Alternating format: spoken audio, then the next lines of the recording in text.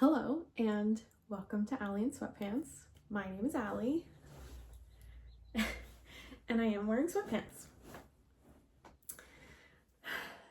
We're using the phone today. We're not getting out of bed today. That's just where we're at right now in life, and that is okay. We have Simey here with us. And we're just gonna get into it. If you've been here before, a warm welcome back to you. I'm so happy to see you again. And if you're new here, welcome. Everyone with kind intentions are welcome here. So we'll just get into it. I have quite a lot of finished objects to talk about. I actually just realized I have to go get 2 more. BRB. Literally forgot to grab 2 giant finished objects. So I guess I'll just start with one of these. I have finished kind of a lot of sweaters since the last video, and this is mostly motivated by the fact that my friend Kayla and I are tracking our yarn in and out every month, and I ordered a lot of yarn in January and February, so it was like my mission to sort of try to like balance the scales. I haven't fully succeeded yet on balancing said scales, but we're on our way. So the first finished object is a sweater for my boyfriend that I've been working on for a very long time. And it is the Alder sweater by Rebecca Clow. Now, I'm happy that this sweater is done. Towards the end, I was really kind of over it. It's mosaic. I was gonna say intarsia, but it's mosaic knitting. So it looks like color work, but you're only ever holding one color at a time. So to create the color work, you're like slipping the stitches of the other color. So here it is. I used the Lion brand Touch of Linen, and I'm pretty sure the natural and khaki colorways. So the natural is the like light color, and then the khaki is obviously the green. It's either khaki or army. So this pattern calls for sleeve decreases. However, because of the nature of the stitch pattern, the decreases had to be done. It's like, I'm pretty sure it's a typical sleeve decrease where you have one kind of on either side of the beginning of round marker. But because of the pattern, you did like 1 decrease and then 3 pattern rows and then the next decrease. And when I first read that, I was like, oh, my brain, she's not here for that right now. And so I didn't do it on the first sleeve, and then like 4 months later I came back and did the second sleeve, and so I knew I hadn't done decreases, which made the process easier to pick back up after putting it down for so long. But Chris doesn't mind, and that's what's important. But I don't love the way the balloon sleeves look on him. I mean, they look fine, but when I see balloon sleeves, I don't know. I don't know. I do wish, I think I would have preferred the look of having a tapered sleeve for him, but again, he doesn't mind.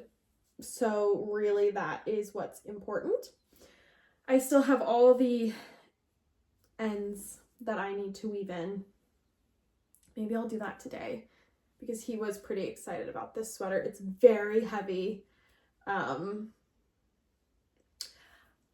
Since I'm filming on my phone, I can't see my notes of how many grams these projects were, but I'll put them on the screen because I don't know, it's kind of satisfying. But yeah, it's very heavy, and I think it will be really nice and cozy. So that is the Alder sweater. Would I make it again? Here you go. It really, really was a labor of love. Initially, I really enjoyed the process, and then it just got real old. And then it got really hard to pick back up. And when I picked up for the second sleeve, I messed up the pattern, I think 3 times. Where it's like, instead of it being offset, they were stacked on top of each other. It was so frustrating, which is a me problem. I mean, that's a me problem. It's not a pattern problem, but it just added to the feeling of like, I am over this project. So would I knit it again? Probably, but maybe like 3 years from now, because I love the effect. I love the feel of it. I love how thick it is. I love the color play. I really, really like the sweater. But I think I'm gonna need to forget the struggle of it before I can make another one. So next, we'll just go into this one. It is another sweater for my boyfriend, Chris. And I had actually tried to knit this for him for his birthday this past year, I want to say. So I was probably working on it over the summer, and it's the Esther jacket by Petite Knit. And I was knitting it, and then I was like worried it was looking too small. And then his birthday started coming around. I was still worried it was too small, so I ruined the surprise, and I was like, I'm knitting this for you. And he had seen the pattern, and he likes the pattern. And so he tried it on, and it was so small. It was so small. I mean, he was like pulling it, and it was showing his like curves. It was way too small. It was kind of embarrassing. And so I knew I still wanted to knit it for him, but I wasn't going to do it in that yarn again. And so here is his finished Esther jacket. I knit this in Patton's Evermore, which is like, do I have a ball? No, it's, yeah, I do actually. Where? Okay, Patton's Evermore is 90% recycled wool and 10% polyester. So it is like a tweed, it's not like a tweed yarn, it is a tweed yarn. Okay. You just floofed all over all the projects, huh? Yes, my buddy. So it's a tweed yarn, is what I was saying. And I love it because it's recycled wool. I think recycling fibers is such an important process. I think recycling almost any material because it doesn't add new production into the world. We already have so much excess of material that it's like, if there's offcuts, if there's things thrown away, why not recycle it and repurpose it? And so I love that this is 90% recycled wool. Let me see if I can't show you yeah, there you go. So here is the patterning of the Esther series. If you haven't seen it, I made the 4th or 5th size, I believe. And I enjoyed it. It wasn't a pattern. I couldn't memorize the chart. The repeat was just too big for me to memorize. And again, I don't feel like I'm sort of in the brain space to kind of like chance it by reading my work. I can read my knitting, but sometimes I read it wrong, you know? So it was an every row cross off for me, which is fine. But it kind of dictates when I knit the pattern in the day. Like morning and evening, I don't like knitting complicated things that I need to look at a chart. So it was really like a work on it in the afternoon when I have a lot of brain capability.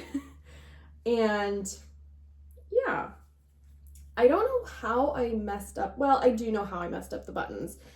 So the pattern calls for a right over left button placket, and that's like the feminine fold, and the masculine fold is left over right.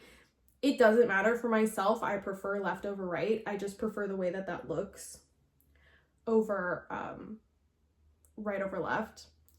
And I know why that is for myself. To me, it's a funny story. I grew up doing martial arts, and for your uniform, your gi, you cross it left over right. Right over left means you're dead. It's like, that's how you close your uniform for your funeral.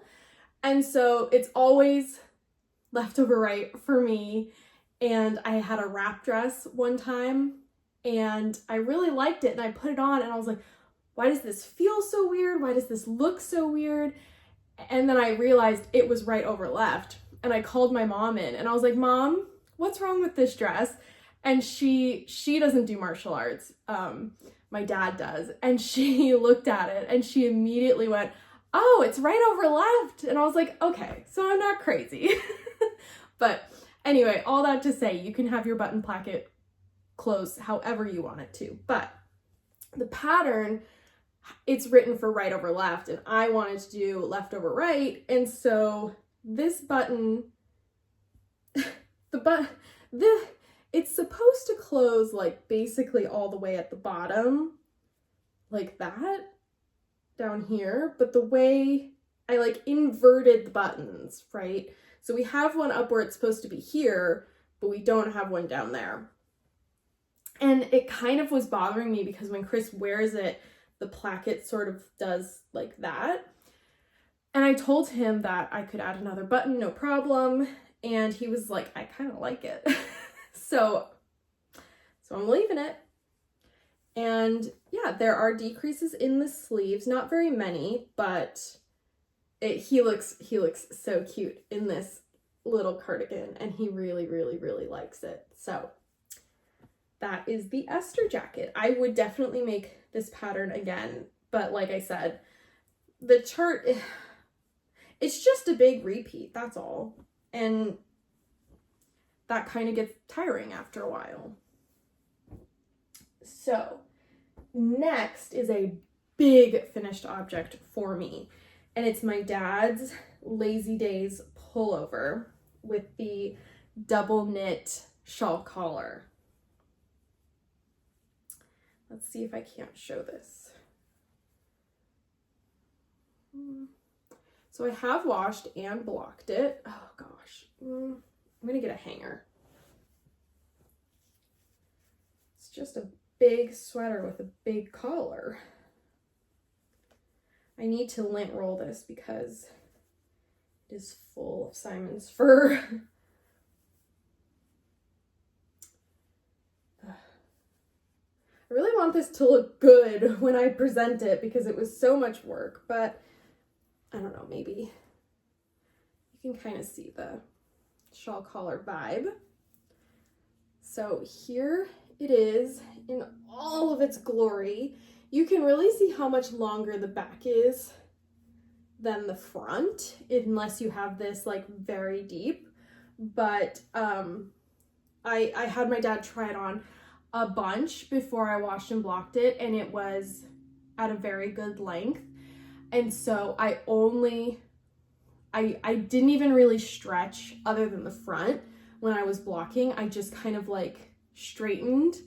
And so I'm very hopeful that this is going to be his perfect sweater. I still have all the ends that I need to weave in because, like I said in the last video, there's a lot of points where you break your yarn and kind of move to a different section.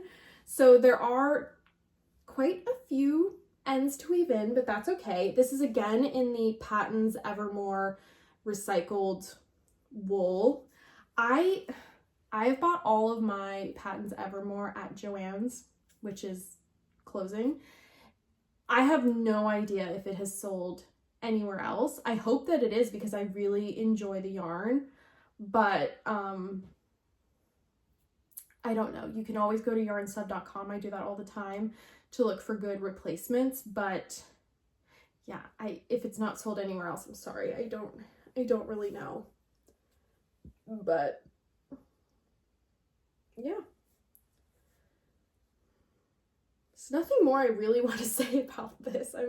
It was a long project. It's just a big sweater with a huge collar. I think I said the collar took me like 17 days on its own, and it's like 125 grams of yarn. It's a very heavy. I think that, I'll correct myself if I'm wrong, but I think that this sweater is in the like 800 gram realm. So the yarn softens really, really nicely with washing and blocking. So I think that this will be a very cozy sweater for my dad, which will be nice. It might be past the weather here to wear this year. Well, not this year, because the year has only just begun. We still have winter this year, but until later this year. But I don't know, we'll see. He does go out every Wednesday night, and so it could be a nice like Wednesday sweater for him. So yeah, that's the Lazy Days sweater. I would definitely knit it again. I have plans to knit it again, just sans double knit collar. So yeah, that's that sweater. And then, if you would believe it, I have one more finished sweater. And this one's for myself. So this sweater is directly inspired from the character Helen from the new All Creatures Great and Small show. She has this like mid dark red sweater that she wears a lot on the show. It's like a chunky turtleneck, and it has color work around the bottom and the cuffs, and she just looks so good in it. And her and I do not have similar coloring at all, but I was like, I need it. When I first watched the show, I think 2 years ago, I was like, I need that sweater. And then I talked myself out of it, and then I rewatched it this January or February recently, and I still felt the same way about the sweater. And I was talking to Chris, and I was like, if I feel this way for like a couple years while watching it, I feel like it's a good excuse to make one. And he agreed. And so again, Joann's is closing and having a huge sale. And so I told myself, I had my eye on the yarn that I ended up using, and Patton's Evermore had a red. And I told myself, if Joann's had one and I liked it, then I would buy it and make the sweater. But if they didn't, then I wasn't going to make the sweater. I went and they had both options. So I had both. I was like, Mom, which one do you think? I kind of preferred the Patton's Evermore because it was sort of like a dusty red. I don't know how else to describe it, but my mom preferred this. And so I kind of went back and forth. I settled on this because I did think it was more similar to the sample, and I'm so happy that I went with this. So without further ado, it still has all the ends. I made the weekend sweater by Petite Knit. Isn't she pretty? So I made this out of, I actually have the Lion brand local grown 100% USA wool in the apple pie colorway. I keep calling it cherry pie. There you go.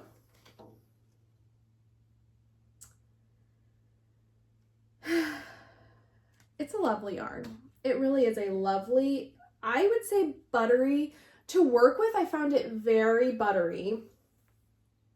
And once I washed and blocked it, I actually find it a bit rougher. Now, I was talking to my friend Em about this, and because she's also knitting a sweater out of this yarn, and she was wondering if it changed at all with washing and blocking. So we were talking about it since I washed and blocked this one. And we were talking about the difference of washing your knits in cold water versus warm water. She said she almost always does warm water. And I always do cold water because it takes a long time for hot water to run through my taps. So I'm just always too lazy to wait, which is not a great reasoning, but it is what it is. And so if you have any experience with cold versus warm water when washing and blocking, and like, does it affect softness, or I would assume it affects bloom, like how it blooms, but I don't know. So yes, Lion brand, local grown wool in the apple pie colorway. I really like it. I think that red suits me when my hair is a bit blonder, like in the summer. I think red and blonde is like, it's just match made in heaven. And I'm super, super, super happy with it. I decided not to go with a turtleneck. One, I didn't have enough yarn. I literally had, it was probably 5 grams left out of the 5 balls that I got. And so one, I didn't have enough yarn to make a turtleneck. And 2, I don't find turtlenecks suit me all that well. I wish that they did, because the people who can pull off a turtleneck, incredible. People who pull off turtlenecks should never wear anything other than turtlenecks because they are fantastic. And I always think and hope that I am that person, and then I put it on and it's just neck brace vibes. I don't have a long, beautiful, slender neck. Kind of have like a bit of a stubby neck, which is fine. And I have like a bit of a natural double chin no matter what my weight is, which is fine. And so the combo of my neck length and my like double chin tendency doesn't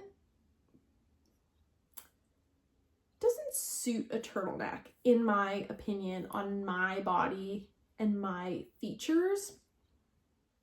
And it's something that I've had to come to terms with, you know. It's I either just don't care how I look and rock a turtleneck anyway, or the other thing too is my throat is very sensitive to touch. And so if a turtleneck's not loose, so sorry, ran out of storage. As I was saying, my throat, very sensitive. So if a turtleneck isn't loose, I feel like I am being choked. It's just so irritating to have something even resting on my throat.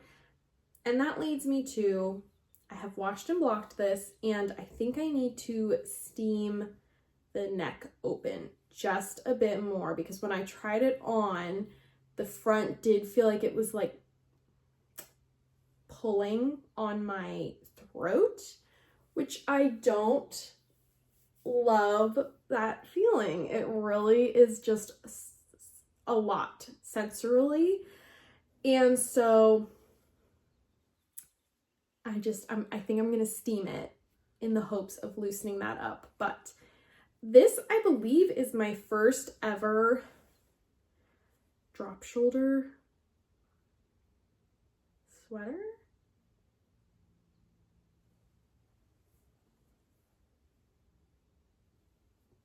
No, that's crazy to say because the one I literally just showed for my dad is a drop shoulder. Ignore me. So this, I would totally recommend this pattern. It's thicker yarn, thicker needles, so it worked up. I knit this in 7 days. It worked up very quickly. This is, again, the fourth size. I don't know, I'll correct it on the screen if I'm wrong. And it was just a pleasure to knit. It has this type of shoulder where you work the back and then you pick up and you work the front. I will say, when I knit flat, I am just very paranoid about rowing out and the difference it will look visually when I join in the round. Thankfully, I think I escaped that problem with this sweater, but it is something I think about every time I have to knit flat for a sweater. So that is my weekend weekend sweater, weekend pullover, not sure. Okay, so, oh man, I really didn't think I had that much to show, but I do. So I knit some baby stuff for a friend of mine months ago, and I have plans to go see her next week, and so I wanted to make some stuff for her baby that I will be meeting. And I made him a wool cardigan for when he was born, and she was saying that he's almost grown out of it, so I thought a really cute thing would be to make him a slightly bigger cardigan in a cotton yarn for the summer. So that's what I did, and I'm going to show it to you in a minute. But the star of the show is the buttons. My boyfriend got himself a fancy 3D printer, and we were sitting here one night and he was playing with his 3D printer, and I went, can we print buttons? Like, can we? And so we looked up button designs on the websites for 3D printing patterns, and there was this one design for cute little animal buttons, and I was like, those ones, I need those ones. And so we went through kind of an odyssey when it comes to printing these buttons, because I was like, we found the measurement for the 100% scale, and I was like, I think those are too big, do 50%, and they're tiny. So then I was like, okay, do 100%, and they're huge. So we did 75%, and whatever. But just prepare yourselves, because can you see them? So we have a little sheep, a little bunny, a hippo, and an elephant. It also comes with a little moose, but I just thought those antlers would be a pain to button. And the elephant and the sheep are a pain to button. So the fact that I accidentally put them at the top and the bottom of the cardigan, not ideal, but I will also just tell them if it's too much of a fuss, just cut the buttons out of the old one and attach them. I think that my friend will be more than capable of doing that. But aren't they so cute? And this type of plastic, which I wanted to make sure of for any of my 3D printed stuff, is a biodegradable type of plastic, so that's very exciting.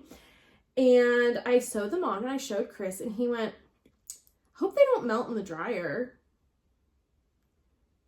Yeah, I also hope that they don't melt in the dryer, but I looked at the melting point of this type of plastic, and then I looked at the temperature of like a typical high heat dryer, and it was, I mean, it was less than half the temperature of the melting point, so I think it should be fine. But so this is the classic cardigan from Tin Can Knits. I used the Tin Can Knits app, and I put in the size I wanted and the yarn weight and everything. If you haven't checked it out, please check the app out. It will change your life.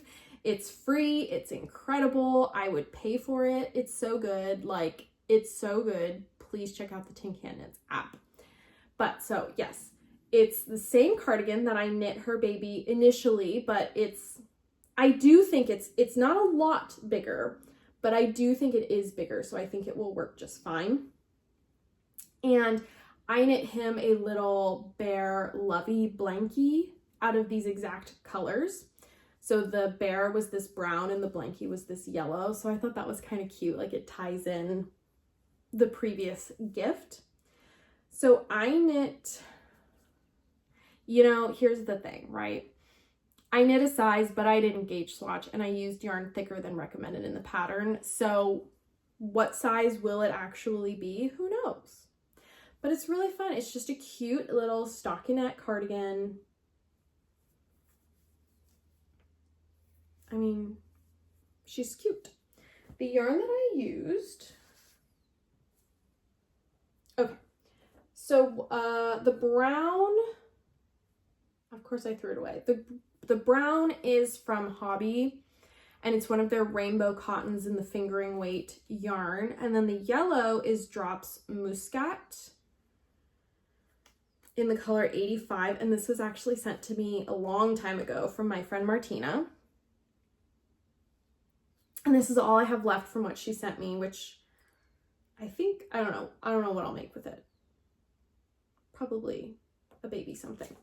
But yes, so they're both just cotton. One's a mercerized cotton and one's just cotton, and it's very cute. So I'm gonna wash it and dry it before I give it to them.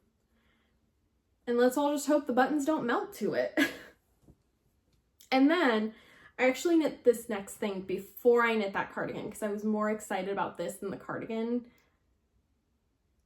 And so I made it, and I made it in the smallest size, and this is Ellen's romper by Petite Knit.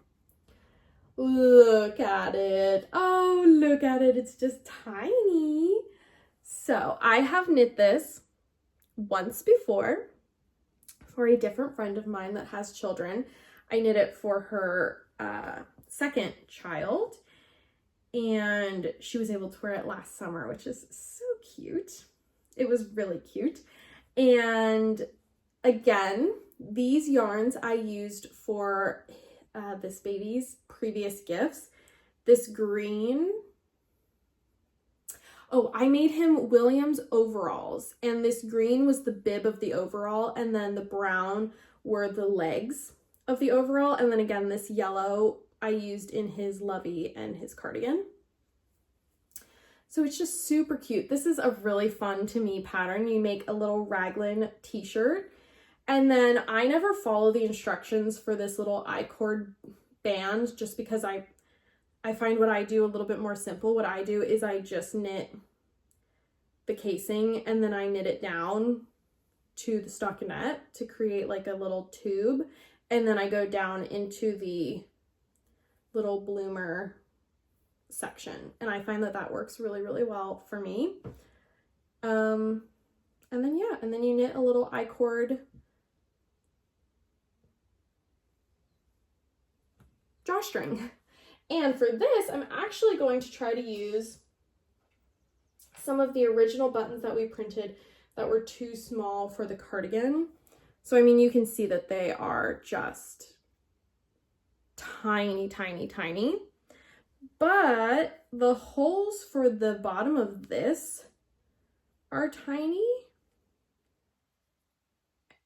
And I kind of feel like that size works. So yeah, I think I'm going to try to reuse some of the buttons that we printed initially for the bottom of this cute little romper. But I love this pattern. I think it's so cute. And I think it is practical because the bottom opens. It's not like the Williams overalls where they're just straight pants, so you'd have to take the entire thing off if you were going to change a diaper. This has really quick and easy access. And I mean, if you wanted, you could totally make it long sleeve as well. Oh yes, okay, there is a slight modification to the t-shirt. So for the green, I used every last strand that I had went into the body of this. And so it didn't occur to me that I would need a little bit for the sleeves. So the sleeves are supposed to be longer. You're supposed to knit a couple centimeters and then do the ribbing. But I didn't really feel like that would look good if the stockinette was brown and then brown ribbing. So I just went straight into the ribbing, and I think it's totally fine, especially for a child this young. I mean, he's only gonna be like 2 months old when I meet him. So like, I don't feel like you need crazy sleeves for a baby that young. And he seems little, like he seems like maybe long, but I don't know. I don't know anything about baby sizes. I literally, anytime I'm knitting something, I'm like, that looks way too long, or like, that looks way too wide, or that looks teeny tiny. I have no concept of it, but oh my gosh, I can't wait to make more of these. I really love making these. I think that they are so adorable. So my last finished object, I don't have with me because I gifted them to my cousin and she wears them all the time, which is super nice. But I knit her a pair of wool socks. She actually asked for a pair and I was like, say no more. I got you. So I went to Joann's and I got some sock wool. I got the Patton's Croy socks in the flax colorway, which I love. I think it's such a beautiful kind of natural color. And I did a 7x1 rib. So it's a really chunky rib. I did take a picture, so I will include the picture. And I really love how they turned out. They're like rustic hiking socks vibes, which is totally her vibe. So yes, I did that. I knit them on 3.25 millimeter needles and I did 56 stitches, which is why I did ribbing, because I would typically do 56 stitches on 2.5 millimeter needles. And so I did the ribbing just to ensure that they would fit, and they do like a glove. So I'm very happy about that. Now, swiftly moving on to works in progress. I have sort of become a semi-monogamous knitter. I know that that's crazy to hear from me because usually I have like 7 works in progress. I have 3 right now, but 1 is a sock, which I don't really count socks usually as part of my work in progress count because I usually just always have some on the go. And so you know that meme of like when your social battery just suddenly drains, like that quite literally just happened to me. But the first thing that I cast on after I finished that whole behemoth pile of things was the Moby sweater by Petite Knit. I have knit this once before for myself and I really enjoyed the process. This time around, I've been having some trouble, and it's a me thing. It's like, it's my brain capacity type of thing, but I was just making kind of a lot of mistakes and I was having to really sit and stare at the instructions to figure out what I was supposed to be doing. And I did finally figure it out. Now, spoiler, I was about at this point this time last week, and this has all been ripped out and re-knit. And that is because I have found that my front cable is really, really, really loose. I don't know why. I haven't had this problem on the last one that I knit. Now, the last one that I knit was on a cotton linen blend, and this is again Patton's Evermore, so it's 90% recycled wool. And I'll insert a picture. I thought that I had twisted my cables incorrectly. It looked so wonky. And so I sat with it and I sat with it and I was like so annoyed. I laddered down 3 times trying to fix it.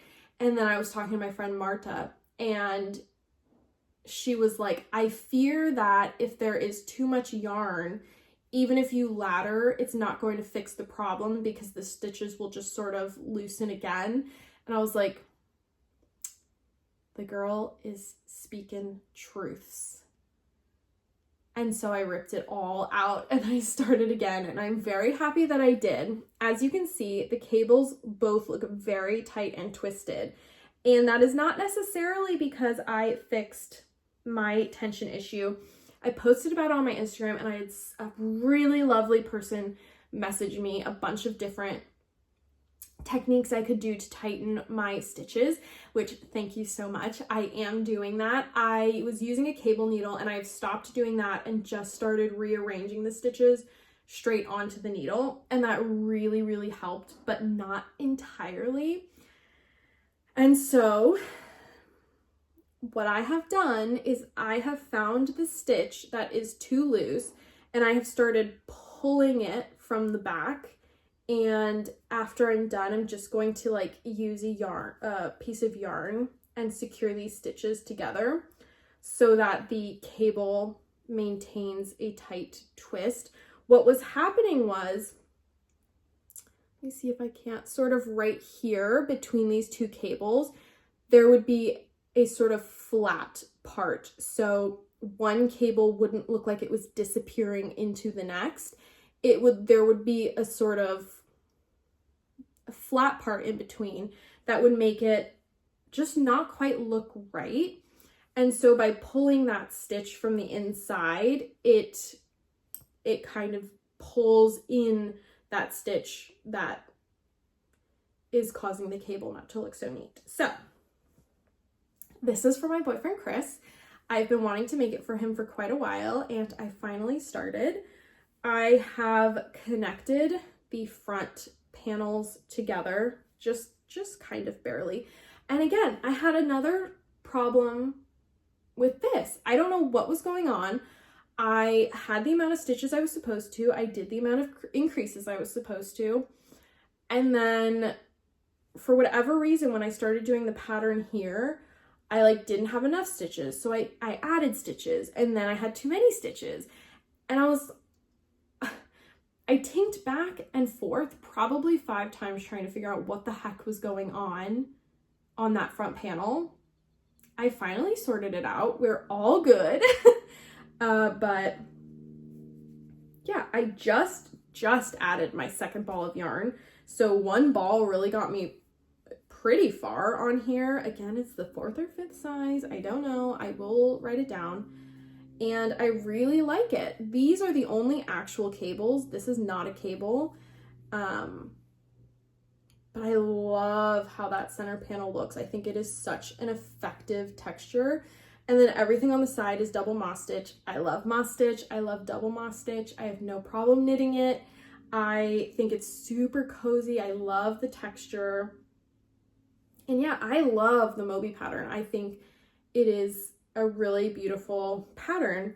I know that there's a lot of, I don't want to say petite knit hate. I think hate is too strong of a word, but I know that there is a lot of oh, she's kind of overdone, I'm tired of hearing about it. People are always talking about her patterns.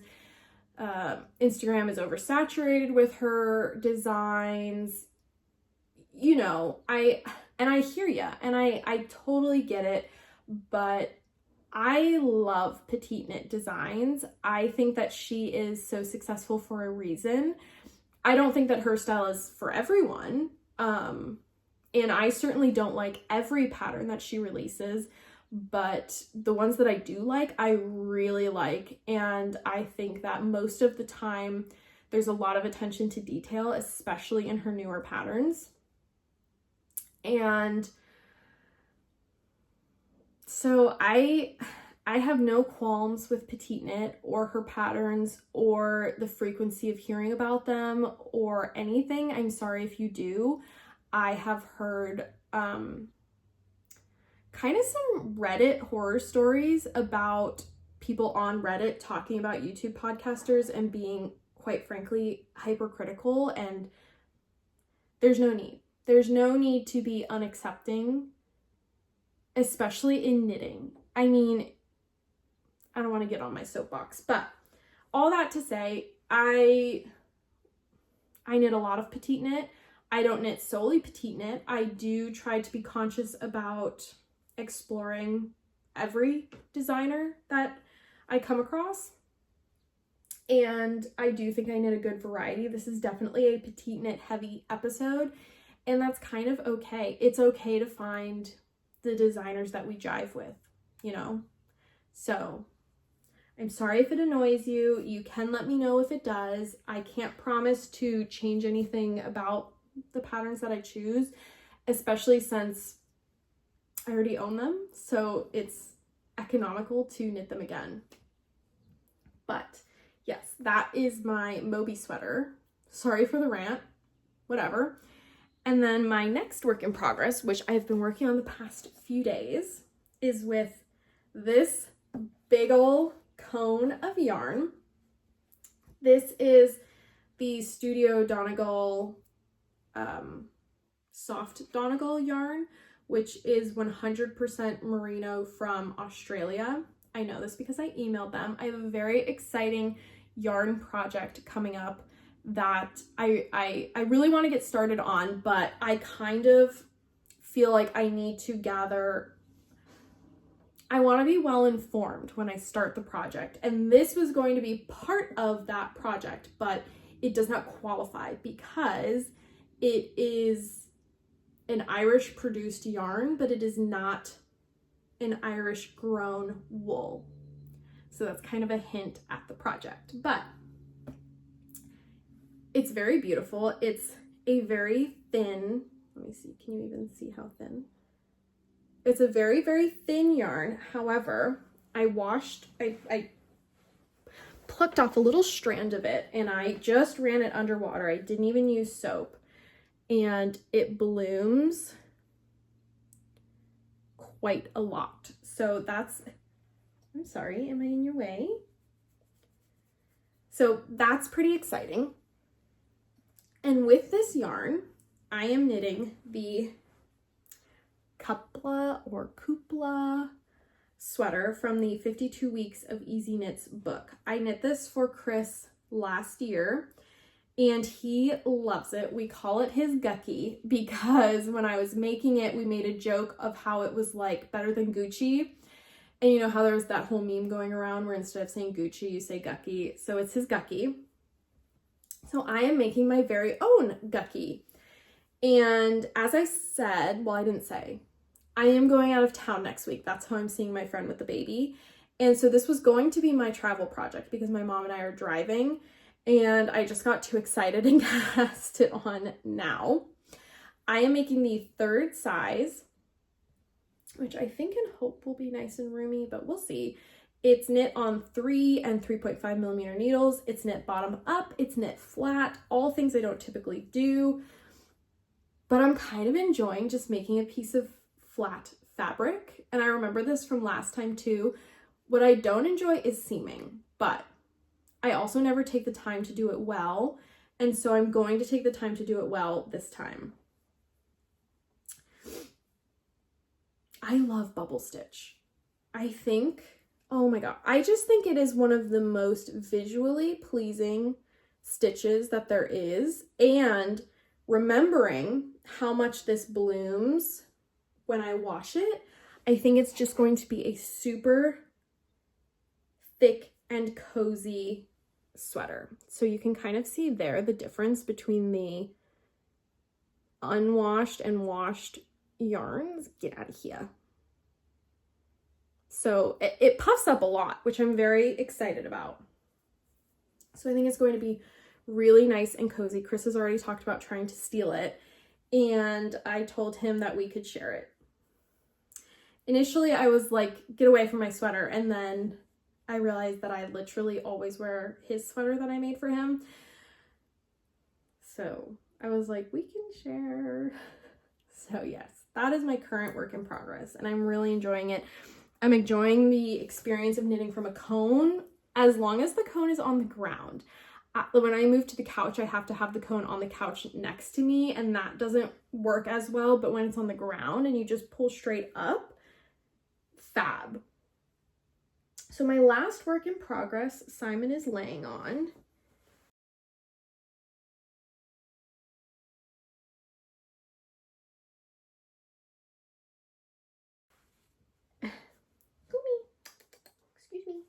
Excuse me. You're really on it. I can't find the, excuse me. Okay, I'm sorry.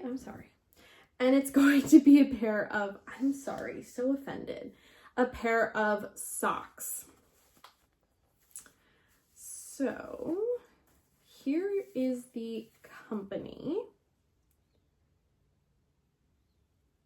And it was like a happy birthday. It was like a happy birthday collection, and this is the May colorway. I literally cast it on right before I started filming, so what do you think you're doing? I literally cast it on like right before I started filming, so there is nothing to show, but it is the sock that I have cast on. And I'm doing 2.5 millimeter needles and 60 stitches for that. So that's everything, as if it wasn't enough. feel very tired now. I am very happy to have finally talked about it all, so I can finally give my dad his sweater after I tuck in the ends. And I can wash these baby knits so I can give them to my friend next week. And yeah, I hope that this video is finding you well. These are crazy times that we are living in. These are scary times that we are living in. So please take care of yourself. Please take care of your loved ones. Do the things that comfort you. Do the things that make you happy. Some TV shows that I've been watching that I would love to recommend because they are comfort shows for me is Ant with an E on Netflix. All Creatures Great and Small. I get it on Prime, Amazon Prime, through the PBS Masterpiece. And I also think the original All Creatures Great and Small, which I get through BritBox, is very cozy. It's definitely a different vibe from the new one, but it's very cozy. I am about to finish a show called Home Fires, which is also on PBS Masterpiece. It's fantastic. I am devastated that it's only 2 seasons because it's like Call the Midwife meets All Creatures Great and Small in regards to the vibe. It is a World War II show, which right now it feels a little too poignant to be watching World War II stuff, but it's phenomenal. I highly recommend it. And my ultimate cozy is Jamie Oliver, and so I've been watching lots of Jamie Oliver episodes on YouTube. So yes, I hope that you are knitting on what makes you happy. I would love to know what you were knitting on while you were watching this, if you would like to share it with me. And I'll be back when I have more to talk about. Bye.